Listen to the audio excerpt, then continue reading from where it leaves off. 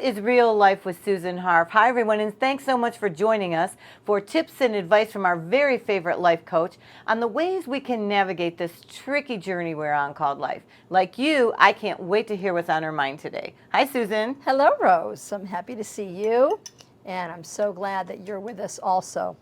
So today I'm excited because we have another letter from a viewer. Oh, good. And I love it when people do that, when they ask us questions and they're having issues and they think of us as a resource. So here is the letter that we're gonna help this person out with. Dear Susan, my husband and I recently went out to dinner with our 5-year-old twins. I give you a lot of credit for that right there. We have taught our kids manners, but the whole time we were there, they were impatient, whining, and would not behave. After we left, both my husband and I were so sorry that we took them. They, at their age, should be able to sit in a restaurant. Are we, though, expecting too much? So, I definitely feel for you. I've said before, I had young children myself. They're both adults now. Now I have grandchildren. I think it's not an easy thing to take the little ones to dinner, but or whatever this was, lunch, whatever the meal was. But there are things I think that you can do to make it go well, or to hope that it will go well. She said, first of all, that these children are twins, and so that right there, you have two. It's almost like 2 against 2. The two dyads. You've got the 2 little ones against the parents. The part about, we're going to start from the end. You asked, am I asking too much? No, you're not asking. I think she said they were 5. Yeah, 5. You're not asking too much to expect that even though they're young, that 5-year-olds cannot go to a restaurant for a short period of time and behave in a way that makes you proud. I'm going to assume that this was not a 5-star restaurant at dinner at 9 o'clock kind of thing. So the first thing that we have to think about is making the restaurant or wherever you're taking them appropriate for them. You're not going to take 5-year-olds to a 3-hour movie. You're not going to take 5-year-olds to a library unless it's in the kids section. I do want you to take your 5-year-olds to the library, but not in the part where the students, the college students, are studying. So essentially, the first thing is the environment appropriate for the children? Let's say it was. I'm assuming that it was where they took them. Secondly, the conversation needs to begin before you get there. So either riding in the car or even before you get in the car, you sit them down and you say this: Dad and I have decided that we are going to go as a family to a restaurant for lunch. In order for us to have a good time, we need to talk about what's going to happen when we get there. So the food is not going to be ready when we sit down. We're going to have to order the food and then wait. So what would you like to bring with you to do while we're waiting? So essentially, you're warding off the whining and the impatient complaining by bringing coloring books or a pad or a little toy or something that they can play with quietly at the table. And then you say to them, I expect you to behave like you're in a special place. And that's different than how we behave at home. Not that I'm encouraging them to be like wild animals at home, but we're going to a restaurant and this is special and we're doing this for our family. So I want you each to bring a toy, not one that you are going to share, but both of you are going to have something that occupies your time while we're waiting. So again, you're like telling them, I know you can do it. And here's what we're going to do to make it good for you. You're setting up for success. You're setting them up for success, exactly. So again, it's not going to be necessarily a game to play between the two of them. Sometimes I've seen families in a restaurant with the parents playing with the children. If your kids can handle that kind of game at the table, fine, do that too. but you want to ward off a situation where they're going to be arguing over, let me have it now, it's my turn, that sort of thing. So you're each going to bring something to play with that is going to occupy your time while we're waiting, because you're going to have to wait about 10 or 15 minutes for the food. And so you're telling them in advance. Frankly, if they start complaining when you're having the discussion, then you say, we're not going. So you really let them know, I have this expectation, and I believe that you can meet that expectation. Then when you're in the restaurant, you're expecting them to play with the toys or the book that they brought to read or whatever while you're waiting. When the waiter comes and gives you the menus, if this is a restaurant that you've been to before, sometimes the kids will start saying, I want this, I want that. It's not a bad thing to get their opinion about what they want to eat. However, what's not a good idea is if the kids start shouting off to the waiter what they want if they have not already been asked. So for instance, I believe that ordering from the menu is an adult pursuit until the child is asked what they want. So we're not expecting you, this is the conversation prior, we're not expecting you to start shouting out to the waiter what you want before we sit down or right after we sit down. When the waiter is ready to take your order, we will let you know, or the waiter will let you know. So again, I'm expecting a certain modicum of decency and a certain kind of behavior from you in the restaurant. So then it's up to the parents to look at the menu and to determine, well, guess what? They have a kids menu. We had a 5-year-old who wanted to say to us, really, I don't want to order off the kids menu. I'd like to order off the adult menu.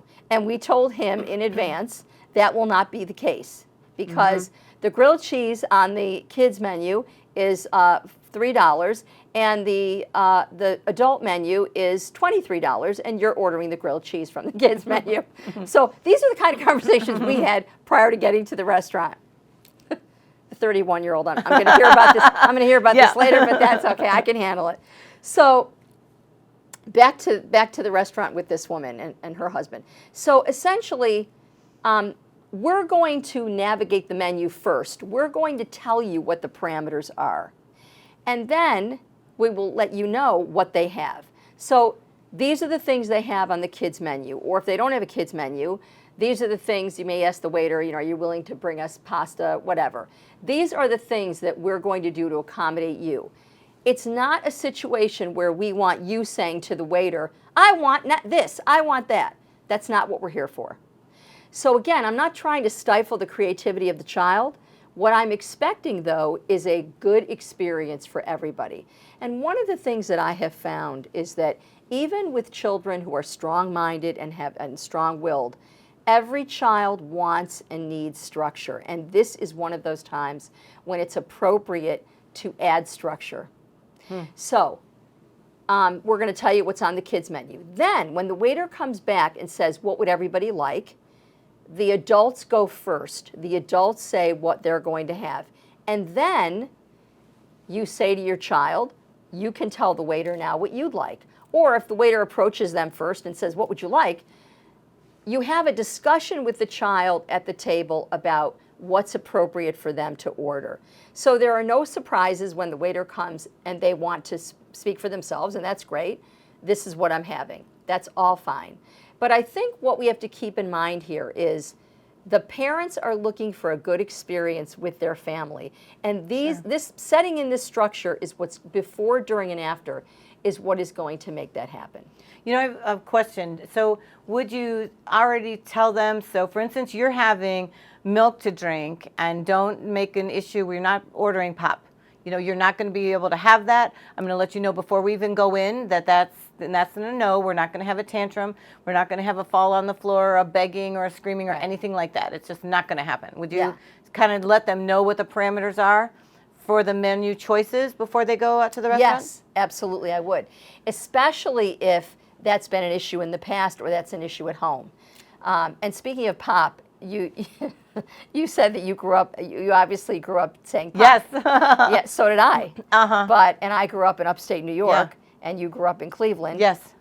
We said pop, but some people say soda. Right. There's all kinds of words that people use that struck a bell with me. But anyway, yes, that's absolutely the case, that if that's an issue at home, no, I don't, I want soda tonight. Yeah. So I'm telling you now that at this restaurant, we are going to have milk. Or if you want to make it a special treat and you want them to have, apple juice or whatever, maybe something that they don't ordinarily have at home, then that's fine. That's great. But yes, you're setting the parameters and the boundaries, and you're saying, tonight I'm going to let you order a whatever it's called, Shirley Temple, whatever they, something Sure. like that, or I'm going to let you have something different than we normally have at home. But yes, that should be discussed before you get there. You're trying to ward off any kind of arguments with the child in the restaurant. And that would go the same way with limiting the choices. So instead of Exactly. having all the menus, you can pick between A, B, and C. Which one would you like today?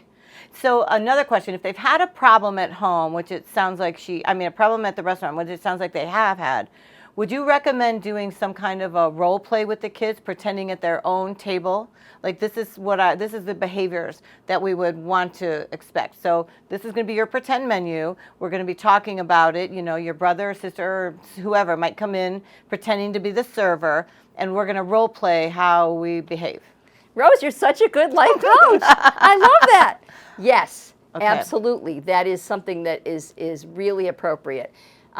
Do you have to do that? Not always. Not every family is going to do that, but I think that is definitely a very, very good positive thing to do, and is definitely an option for people, especially if you've had an issue before with the kids, like now this family has. Right. Before they do it a next time, you better believe I think that they should role play.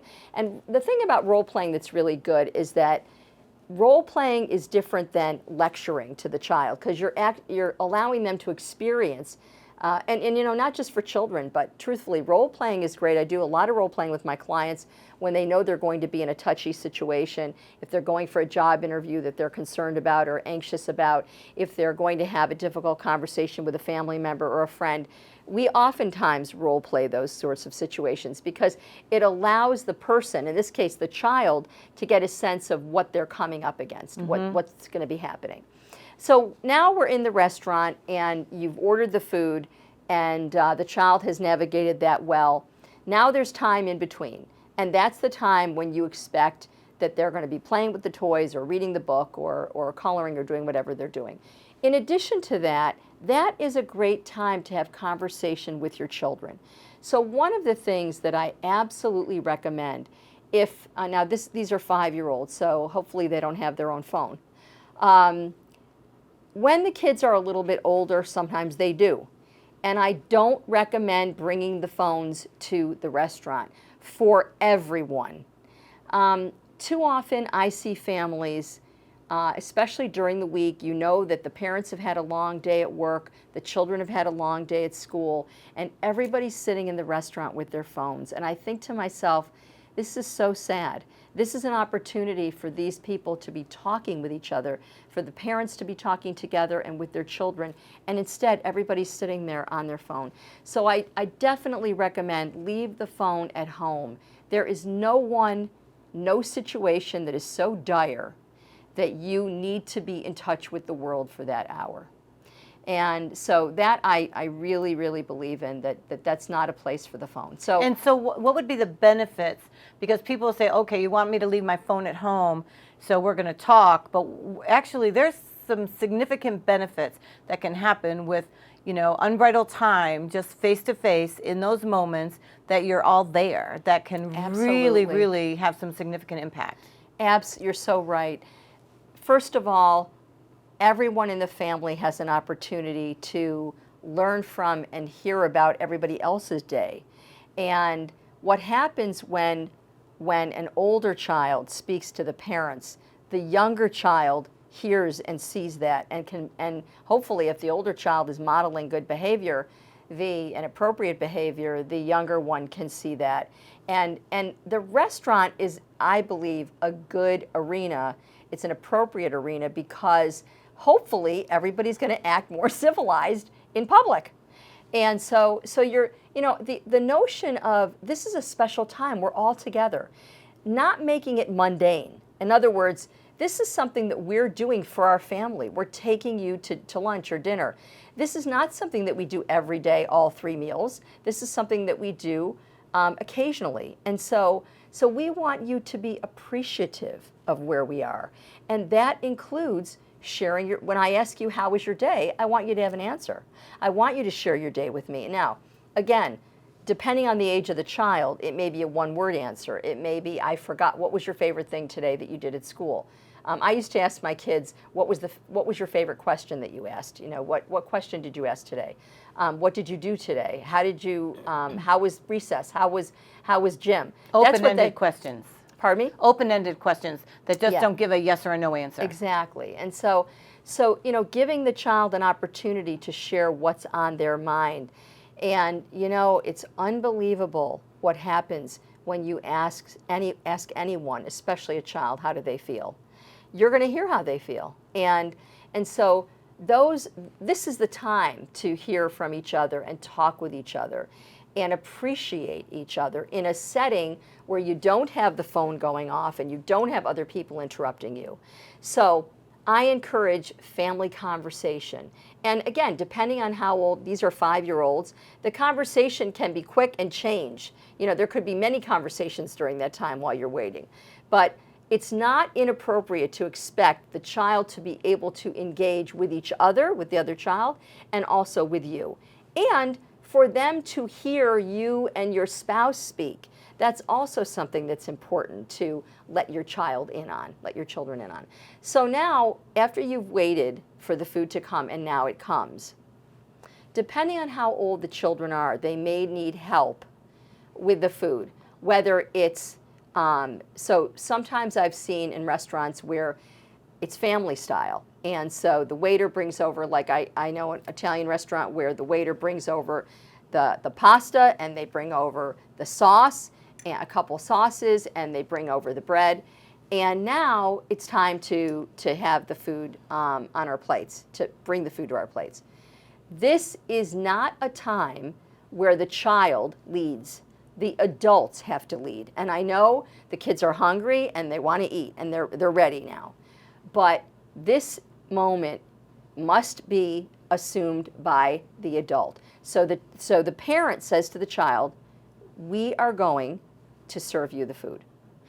The child is not going to stick his hand or her hand in the spaghetti or take the spoon and glob a huge amount on their plate. No.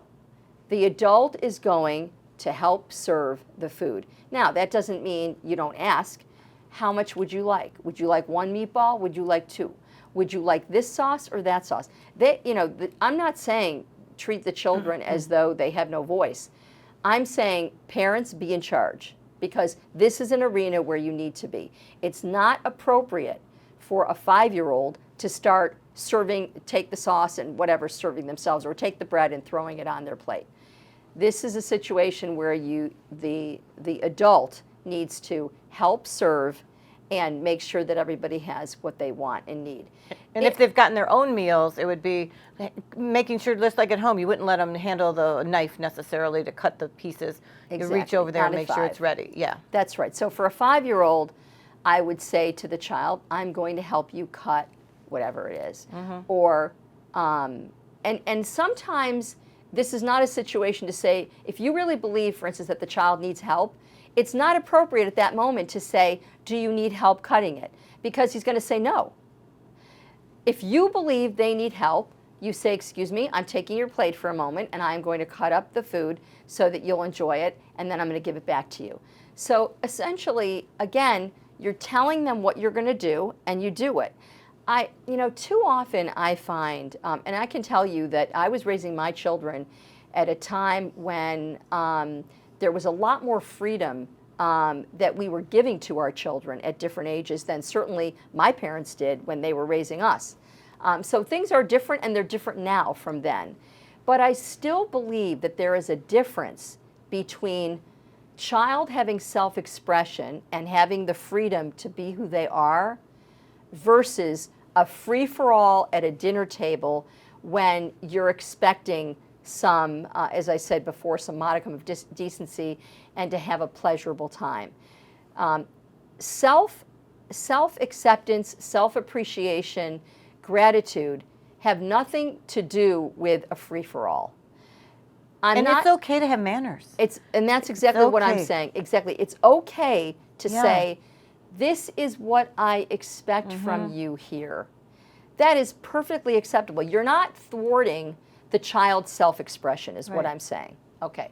So once now everybody has the food and they're eating, again, we expect that people are going to take turns speaking. We expect that there's going to be some appreciation for the food. I have witnessed children in a restaurant saying, I hate this, I want something else. If the child has helped to choose what they want, and it's not something crazy, I mean, I'm not expecting I'm not expecting a 5-year-old to be eating raw hamburger. I'm trying to think of the name of that, steak tartare. I'm not expecting you're ordering that for the 5-year-old. If it's a reasonable food that they have eaten before, and you know what they like, and you know what they like, and they ordered it, then I would say to the child, if they make that statement, I don't like this, I hate it, or I don't like it, I'm not going to eat this, I would say, I would like you to eat it. Would you like it? Is it too cold? Do you want it warmed up? If there's something that you can do to make the child happy, I would do it. If there's absolutely a situation going where the child is being belligerent and there's really no sort of real reason for the behavior, then I would say, we are going to be leaving soon, and when we get home, we can deal with the situation. If you're still hungry, we'll make you something. I would not start ordering many different dinners for the child. I would not do that. And I would not give into, if I really believe this is not about the food, I wouldn't give into that behavior. And then what I expect is, I would say, I'm sorry that you're sitting here and not eating, that's your choice. So sometimes the child will begin to eat after that because they don't want to be left out and they're the only one not eating at the table. And they know they're not going to get something else. Exactly. So most often I don't see that happening, but I have a couple times. So now the situation is we're all eating, it's good, everybody was served well and appropriately. And then if the child says, I want dessert, great, wonderful. If they don't have dessert every night, or if dessert isn't a big part of your vocabulary, it's too big a part of my vocabulary. If the child wants dessert, fine. If the child, even if you're not having dessert, I mean, in other words, what I'm saying is we don't have to act like the food Nazis here. I think it's perfectly acceptable for to have all kinds of things at dinner. I had a child who wanted chocolate milk. He had chocolate milk all the time when he went out to dinner. That's what he wanted. That's what he ate, drank. I don't think that, I'm not saying that everything has to be sort of regimented and only a certain kind of a way. I want them to have a good time. And if they want chocolate milk, if they want dessert, if they, whatever they want, within reason. So I think the main point here is this viewer wants to know, was it too much for she and her husband, her and her husband, to ask them to be, for their behavior to be different? It's not too much to ask. But what you need to do as the parent is you need to set your child up, as Rose said, for success. So either role-playing ahead of time or talking to them about, hey, we're going to go out to dinner. This is what I expect from you. This is how I want everybody to behave at dinner. We're going to have such a good time. I can't wait to be with you.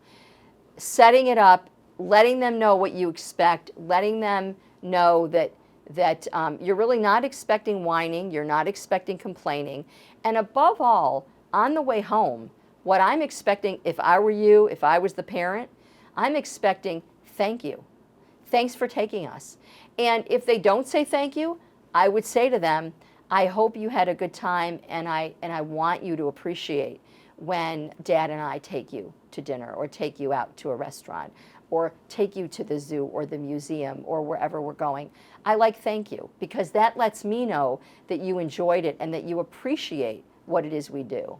And you'd like to go again, maybe, you know. And I think if they finish early, and they're ready to go home then, and they're tired, and maybe everyone's not done with their meals yet. That's the time again to where we started with the toy or the book or the whatever. Bring that out until everybody's finished and ready to go. Exactly. You know what strikes me too is that so oftentimes we're so busy that what we really crave is time. Yes. We really crave the time with each other. We crave that one-on-one time with each other. And by, like you said earlier, putting the phones away and really giving that time, then that's really precious. It is. And that's what children really can understand. If you act like time with you is so special to me, it's precious to me, you are the people that I want to be with right here, right now. And letting them, there are different ways to let them know that. One way is to tell them. Tell them, Sure. let them know, let them hear from you. We're going to lunch right now because we want to have uninterrupted time with you. And another way to do that is to not bring your phone. And, you know, people who say, well, you know, I'm in the middle of a deal, or I'm waiting for an important call from my colleague, or whatever it is, I really don't believe that you are that important that you can't spend 1 hour with your child uninterrupted, and your spouse. I just really think that that's something that we really have to be cognizant of, especially now. There are so many things to take our children's attention away, to take us away from what's important and from the people that we love. We work longer hours now. Everything we do seems to take time from one thing to the other to transition. People are starting to travel again for work. All of these things take us away from our family. And the topic right now is, how can we spend quality time with your children and with each other? And, you know, don't underestimate how your child is paying attention to you when they hear you and your spouse talking as well, because believe me, they are paying attention. They hear what you say. They hear your tone of voice. They are, you know, when they model that for you 20 years from now, you will know that they were paying attention to how you spoke. I've noticed that in my husband's family, there are 3 sons, and all of them call their wives the same word that my father-in-law used for his wife, which was love.